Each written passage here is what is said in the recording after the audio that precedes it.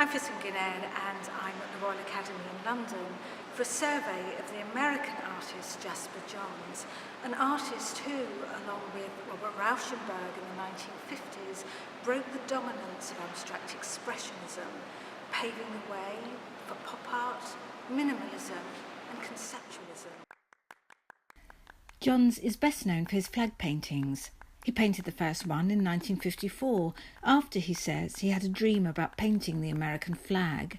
It was the year he also met and began a long romantic relationship with Robert Rauschenberg, which proved to be an enormously enriching creative partnership.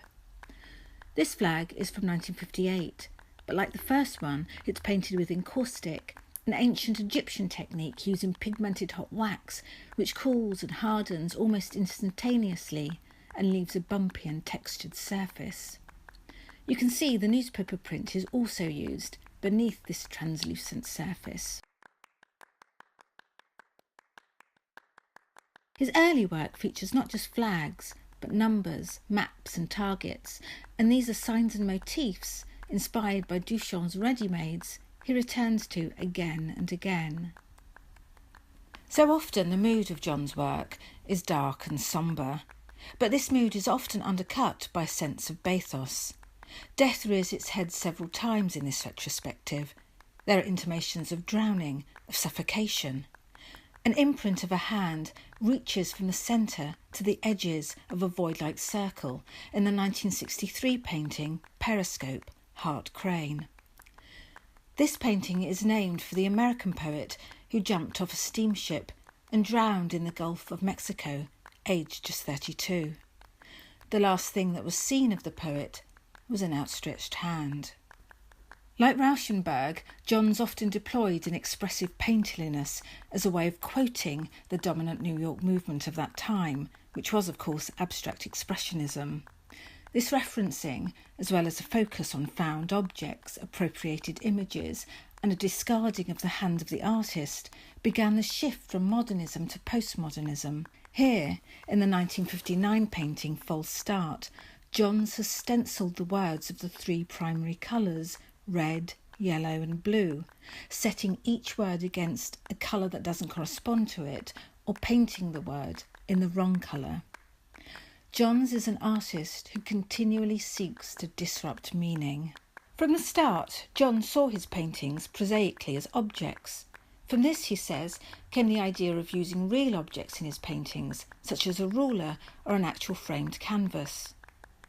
When taken together, these three objects, star from 1954, canvas from 1956, and painting with ruler and grey from 1960, make you think of the Russian modernist Kazimir Malevich and his black circle, square and cross.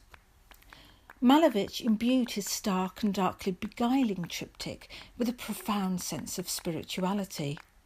And even though we associate Johns with the materiality of the object, with things the mind already knows, these three objects, particularly the star and the wonky cross made from the ruler and a piece of timber, also suggests this other, numinous layer of meaning. And here are actual objects from Johns' studio.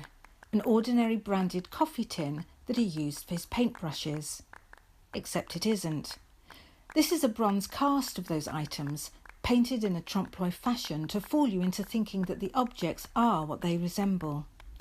It's a joke on realism, a joke that's been around since Pliny told his story of the painters Zeuxis and Parrhasius, and it's no doubt older than that.